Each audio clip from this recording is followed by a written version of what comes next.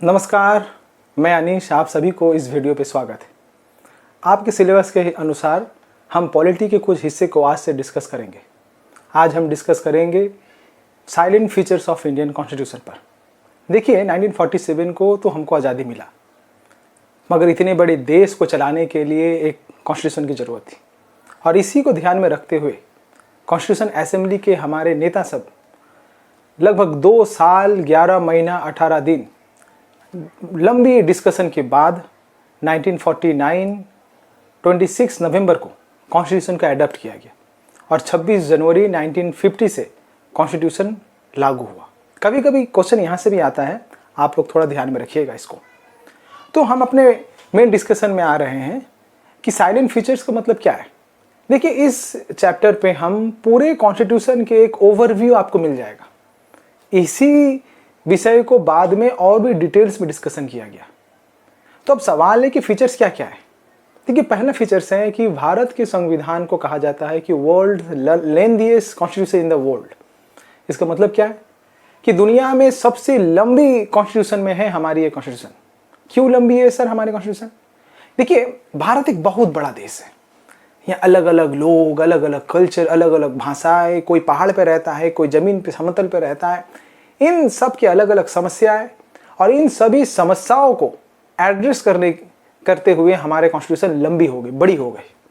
दूसरा और एक पॉइंट क्या है, देखिए, हमारा कॉन्स्टिट्यूशन एक ऐसा कॉन्स्टिट्यूशन है जहां पर प्रेसिडेंट से लेकर के पंचायत तक, सिटीजन की राइट से लेकर के इमरजेंसी तक, हर चीज के, हर विषय के डिटेल्स में बताया गया, डिटेल्स में डिस्कशन किया गया और इसके नतीजे में हमारा संविधान आकार में बड़े हो गए। दूसरा फीचर्स क्या है? दूसरा फीचर्स है बोरोड कॉन्स्टिट्यूशन। देखिए, हमारे कॉन्स्टिट्यूशन के बारे में कुछ लोगों का कहना है कि हम तो सिर्फ कॉपी पेस्ट कर लिए। ये बात कुछ हद तक सही है, मगर पूरा भी सही नहीं है। क्यों? क्योंकि देखिए, हमारे जो कॉन्स्टिट्यूशन असेंबली में डिस्कस चल रहा था, उन्होंने पूरे दुनिया के बड़े बड़े देशों के विशेष कॉन्स्टिट्यूशन पे, इसीलिए तो 3 साल लगा है, उन सभी कॉन्स्टिट्यूशन के डिटेल्स में उन्होंने एनालाइज किया, रिसर्च किया, उसके बाद हमारे कॉन्स्टिट्यूशन बनाया। और बाहर से आए हुए हर चीज को डायरेक्ट कॉपी पेस्ट नहीं किया गया, अपने समाज के हिसाब से उसका एडॉप्ट किया गया। जैसे एग्जाम्पल के तौर पर, जैसे हमारे देश के पार्लियामेंट्री डेमोक्रेसी हम ब्रिटेन से लिए, कॉन्स्टिट्यूशन के फंडामेंटल राइट्स का कॉन्सेप्ट हम यूएस कॉन्स्टिट्यूशन से लिए, फंडामेंटल ड्यूटीज के कॉन्सेप्ट हम यूएसएसआर के कॉन्सेप्ट से, कॉन्स्टिट्यूशन से लिए, इमरजेंसी के कॉन्सेप्ट हम जर्मनी के कॉन्स्टिट्यूशन से इंस्पायर होकर के लिए। इन सब देश के अलग अलग चीज हमारे कॉन्स्टिट्यूशन में ऐड होकर इसे और भी बढ़िया बना दी। थर्ड फीचर्स क्या है? थर्ड फीचर से हमारे स्टेट एक फेडरल स्ट्रक्चर है, एक फेडरल कंट्री है। देखिए, फेडरलिज्म को समझने से पहले आपको और एक चीज समझना पड़ेगा, वो यूनिटरी फॉर्म ऑफ गवर्नमेंट। लगभग दुनिया में जितना भी देश है, अगर मैं उन लोगों को रख लूं तो उनको मैं 2 ग्रुप में बांट सकता हूं। एक है यूनिटरी सिस्टम और एक है फेडरल सिस्टम। देखिए, यूनिटरी सिस्टम में जहां पर पावर सेंटर एक है, एक जगह से ही पूरा देश चलता है, पावर का विभाजन नहीं है। जनरली छोटे आकार में जो देश है वो यूनिटरी सिस्टम है। अब एक्सेप्शन भी है, उस पर मैं भी नहीं जा रहा हूं, उसमें अभी मैं नहीं जा रहा हूं। दूसरा इसी के ऑपोजिट है फेडरल स्ट्रक्चर। फेडरल स्ट्रक्चर में जहां पर पावर सेंटर एक नहीं है, एक से अधिक सरकार है। सेंट्रल में एक गवर्नमेंट है, स्टेट में एक गवर्नमेंट है। हमारे इंडिया में तो लोकल गवर्नमेंट भी है। पावर के विभाजन है, सेंटर के लिए सेंटर लिस्ट, स्टेट के लिए स्टेट लिस्ट, फिर दोनों मिलके कॉन्करेंट लिस्ट। तो भारत की जो स्टेट स्ट्रक्चर है वो फेडरल स्ट्रक्चर है। इसके बाद इंपॉर्टेंट फीचर से हमारे कॉन्स्टिट्यूशन का वो है पार्लियामेंट्री डेमोक्रेसी। देखो, इंडियन डेमोक्रेसी है पार्लियामेंट्री डेमोक्रेसी, और ये हम ब्रिटेन से लिए, हमने पहले बताया। अभी पार्लियामेंट्री डेमोक्रेसी में कैसे काम करता है? देखिए, पूरे देश के अलग अलग प्रांत के लोग अपने अपने इलाके से एक मेंबर ऑफ पार्लियामेंट चुनते हैं। अभी मेंबर ऑफ पार्लियामेंट में जाते हैं। अब पार्लियामेंट में जिस पार्टी या फिर जिस गठबंधन का मेजोरिटी सीट है वो सरकार बनाती। और पार्लियामेंट्री सिस्टम में रियल पावर प्राइम मिनिस्टर होता है, नॉमिनल हेड होता है प्रेसिडेंट। अब प्राइम मिनिस्टर और उसका कैबिनेट पार्लियामेंट के पास उनके हर काम काज के लिए पार्लियामेंट के सामने जिम्मेदार रहता है। पार्लियामेंट में उसको जवाबदेही करना पड़ता है। ये पार्लियामेंट्री सिस्टम। नेक्स्ट फीचर्स है इंडियन कॉन्स्टिट्यूशन का सिंगल सिटीजनशिप। देखिए दुनिया में बहुत ऐसे कंट्री है जहां पर डुअल सिटीजनशिप, जैसे अमेरिका के सिटीजनशिप, अमेरिका के भी वो सिटीजन है, फिर अमेरिका के जिस राज्य में उस राज्य के भी सिटीजन है। मगर इंडिया में ऐसा नहीं है। आप बंगाल से बिलोंग करते हैं, आप पंजाब से बिलोंग करते हैं, आप कश्मीर से करते हैं, या आप केरला से बिलोंग करते हैं, आप भारत के नागरिक हैं। ये नेशनल इंटीग्रिटी को मजबूत करता है। इसी के साथ साथ हम जब आगे बढ़ेंगे देखेंगे हमारे कॉन्स्टिट्यूशन रिजिड और फ्लेक्सिबिलिटी दोनों का मिक्सचर है। क्या मतलब है सर? देखिए हमारे कॉन्स्टिट्यूशन के कुछ ऐसे पार्ट है जिसको कोई भी सरकार आसानी से जरूरत के हिसाब से बदल सकता है। अरे होनी भी चाहिए। क्यों होनी चाहिए? क्योंकि देखिए 47 से लेकर के आज तक बहुत वक्त बदल गया, नए नए प्रॉब्लम आ रहे, नए नए चैलेंज आ रहे। उन सब को हैंडल करने के लिए कॉन्स्टिट्यूशन के कुछ हिस्सा फ्लेक्सिबल है। ऐसे भी तो हो सकता है, अब ऐसे भी तो हो सकता है कि सोच रही कोई सरकार आए पूरा कॉन्स्टिट्यूशन ही बदल दे। इसीलिए कुछ कुछ जगह पे रिजिड है कि इतने आसानी से बदल नहीं सकता। तो इसीलिए कहा जाता है कि हमारा कॉन्स्टिट्यूशन पार्शियली रिजिड है, पार्शियली फ्लेक्सिबल है, जो बेहतर है, सही भी है। अब हम दूसरे डिस्कशन पे आ रहे कि हमारे कॉन्स्टिट्यूशन के और एक फीचर्स है कि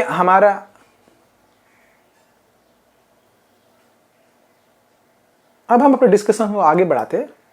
हमारे कॉन्स्टिट्यूशन के और एक फीचर है यूनिवर्सल एडल्ट फ्रेंचाइज। एक खास है हमारे कॉन्स्टिट्यूशन की कि दुनिया के, इसका क्या मतलब है?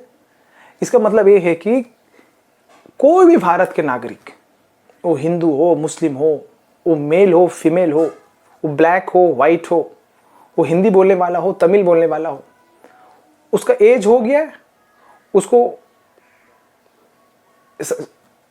18 ईयर जैसे ही हुआ, 18 साल की उम्र जैसे ही हुआ, वो भारत के नागरिक होगा।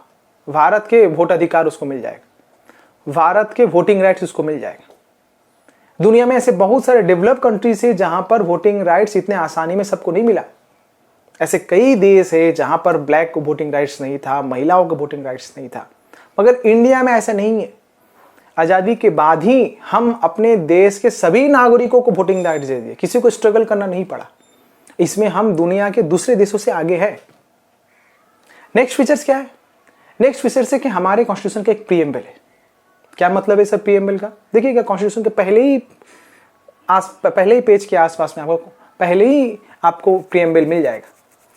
क्या है प्रीएम्बल में? देखिए प्रीएम्बल या प्रस्तावना पूरे देश के जो फिलोसॉफिकल फाउंडेशन है उसको रिफ्लेक्ट करता है। क्या बताया गया है प्रीएम्बल में? बताया गया ना कि हम भारत के लोग भारत को एक sovereign, socialist, secular, democratic Republic बनाएंगे। क्या मतलब है? सेकुलर का क्या मतलब है? रिपब्लिक का क्या मतलब है? हम अभी डिस्कस करेंगे। देखिए पहले बताया सोवरेन। इसका मतलब देखिए हमारा देश एक स्वाधीन देश है। अपने देश के इंटरनल मैटर और देश के एक्सटर्नल मैटर, सभी मैटर पे हमारा देश खुद फैसला लेगा। कोई बाहर से थर्ड पार्टी आके नहीं ले सकता। हम संपूर्ण रूप से आजाद है, संपूर्ण रूप से हम अपने सिद्धांत लेंगे। दूसरा क्या है? Socialist and secular. देखिए ये दो टर्म 1976 पर 42 कॉन्स्टिट्यूशनल अमेंडमेंट करके इन दोनों टर्म को इस्तेमाल किया गया। इन दोनों टर्म को प्रीएम्बल में लाया गया। क्या मतलब है यहाँ पर सोशलिज्म का, सोशलिस्ट का? यहाँ ये बताना जरूरी है कि इंडियन सोशलिस्ट का कॉन्सेप्ट कोई मार्क्सिस्ट सोशलिज्म से इन्फ्लुएंस नहीं है। इंडियन सोशलिज्म का कॉन्सेप्ट गांधीयन सोशलिज्म से आया है। यानी समाज के जो पिछड़े लोग हैं, समाज के जो दबे कुचले लोग हैं, उनका भी कल्याण हो, उसके भी भागीदारी बढ़े। देन सेकुलर, बहुत विवादित शब्द है हमारे देश में अभी। सेकुलर का मतलब है कि स्टेट का खुद का रिलीजन स्टेट रिलीजन नहीं है। स्टेट किसी स्पेसिफिक रिलीजियस को प्रमोट भी नहीं करेगा या किसी स्पेसिफिक रिलीजन को रोकेगा भी नहीं, इक्वल डिस्टेंस मेंटेन करेगा। नेक्स्ट टर्म है डेमोक्रेसी। 47 से लेकर आज तक जो भी सरकार बनी इस देश में, इस देश के लोगों ने उसे चुना है, इस देश के लोगों ने उसे पसंद किया है, और यही है डेमोक्रेसी। Then Republic. रिपब्लिक का मतलब है हेड ऑफ द स्टेट कोई राजशाही नहीं है। हेड ऑफ द स्टेट भी इस देश के लोगों के द्वारा इनडायरेक्टली चुना हुआ है। हेड ऑफ द स्टेट कोई परंपरागत तरीके से नहीं आता है। हेड ऑफ द स्टेट माता पिता के हिसाब से नहीं आता है। नेक्स्ट टर्म क्या है? रिपब्लिक। मतलब रिपब्लिक का मतलब है हमारे देश का हेड ऑफ द स्टेट वो इस देश के लोगों के द्वारा ही चुना हुआ है। इस देश के लोगों ने इनडायरेक्ट तरीके से उन्हें चुना है। कोई परंपरागत तरीके से खानदानी सिस्टम नहीं है कि प्रेसिडेंट के पिताजी प्रेसिडेंट थे, उन्होंने भी प्रेसिडेंट बन गए, फिर उनके बच्चे प्रेसिडेंट बन जाएंगे, ऐसा नहीं है। देश के जनता के द्वारा ही चुना होगा। इसी के साथ साथ प्रीएम्बल में लिबर्टी, इक्वालिटी, फर्टर्निटी, जस्टिस जैसे वैल्यूज की बात कही गई। अब चलते हैं दूसरे फीचर्स पर। दूसरे फीचर्स है फंडामेंटल राइट्स। पूरे संविधान का, पूरे कॉन्स्टिट्यूशन का सोल है। भारत के हर नागरिक इसको लेता है। भारत के हर नागरिक के लिए इसके बहुत महत्व है। देखिए, मेन कॉन्स्टिट्यूशन में 7 फंडामेंटल राइट्स था, अभी 6 है। क्या क्या फंडामेंटल राइट्स है? Right to equality, right to freedom, right against exploitation, right to religious freedom, cultural and educational rights and constitutional remedies. Fundamental rights का खास चीज है ये है कि अगर कोई भी नागरिक, इतने पावरफुल है राइट्स, अगर कोई भी नागरिक का फंडामेंटल राइट्स अगर वायलेट होगा ना, वो डायरेक्ट कोर्ट जा सकता है, हाई कोर्ट या सुप्रीम कोर्ट। कोर्ट उसके राइट्स को फिर से रिस्टोर करेगा। किसी के भी पास ताकत नहीं है कि किसी भी व्यक्ति के फंडामेंटल राइट्स को वायलेट कर दे।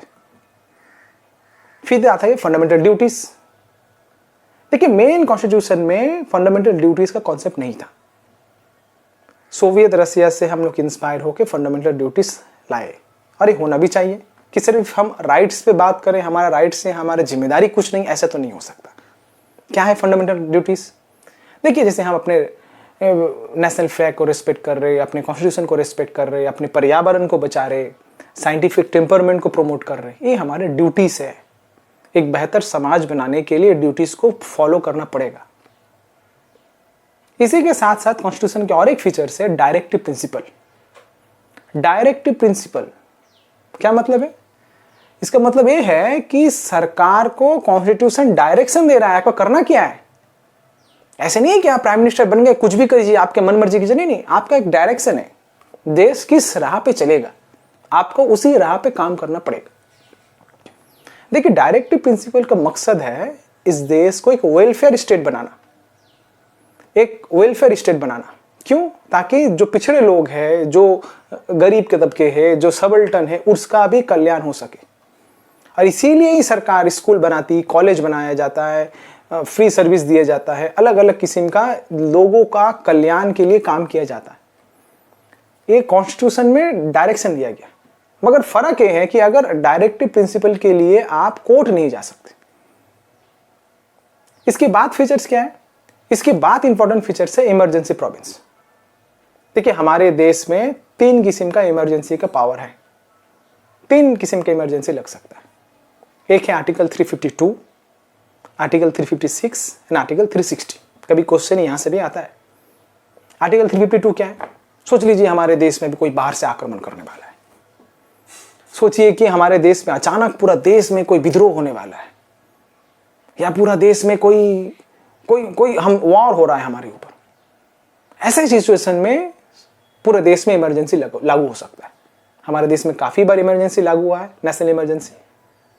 फिर दूसरा है आर्टिकल 356। सोचिए कि पूरे देश में नहीं, किसी एक राज्य पे हो रहा है। राज्य की कानून व्यवस्था एकदम खत्म हो गया। राज्य की कानून व्यवस्था रूल ऑफ लॉ के बाहर चल गई, एकदम टूट गया है, अराजकता चल रहा है। तो फिर सेंट्रल गवर्नमेंट चाहेगा तो वहां पर प्रेसिडेंट रूल लागू कर सकता है, उस सरकार को पोस्टपोन कर सकता है, उस सरकार को तोड़ सकता है। तीसरा है आर्टिकल 356, आर्थिक इमरजेंसी। अगर किसी भी देश, किसी भी हिस्से पे अगर कभी ऐसा हो कि हमारा देश में आर्थिक क्षेत्र में बहुत बड़ा अनस्टेबिलिटी आ रहा है, वैसे वक्त पर सरकार आर्टिकल 360 को लागू कर सकता है। पर इंटरेस्टिंग बात यह है कि आज तक आर्टिकल 360 लागू नहीं हुआ। नेक्स्ट है इंडिपेंडेंट जुडिशियरी। देखिए हमारे देश के एक इंडिपेंडेंट जुडिशियरी सिस्टम है, हाई कोर्ट, सुप्रीम कोर्ट, फिर हाई कोर्ट, फिर लोकल कोर्ट। क्यों जरूरत है? देखिए कोर्ट, हमारे देश के कोर्ट के पास बहुत पावर है। कोर्ट को कहा जाता है कि सेफगार्ड, कॉन्स्टिट्यूशनल राइट्स के लिए सेफगार्ड है। सोचिए कोई सरकार पे गया और सरकार ऐसे कुछ कानून बना रहा है जो कानून देश के संविधान के जो आइडिया है उसके खिलाफ है, संविधान को बदलने वाला कुछ कानून ला रहा है, इस देश के डेमोक्रेसी के लिए खतरा है, ऐसे कुछ कानून ला रहा है। तो ऐसे कुछ कानून जो संविधान के मूल्यों के खिलाफ है, ऐसे कानून को सुप्रीम कोर्ट रद्द कर सकता है, कैंसिल कर सकता है, रोक लगा सकता है। ये तभी संभव है जब हमारा कोर्ट, जुडिशियरी इंडिपेंडेंट हो। अगर इंडिपेंडेंट ना रहा हो तो फिर वो तो जो सरकार रहेगा उसके प्रेशर में आ जाएगा। तो इंडिपेंडेंट जुडिशियरी हमारे कॉन्स्टिट्यूशन के और एक महत्वपूर्ण फीचर्स। और सबसे आखिर पे एक फीचर्स है पंचायती राज एंड सेल्फ गवर्नमेंट का कॉन्सेप्ट। 1992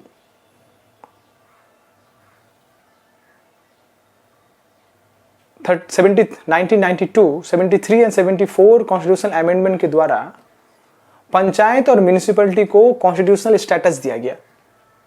क्यों दिया गया? मकसद क्या है सर इसका?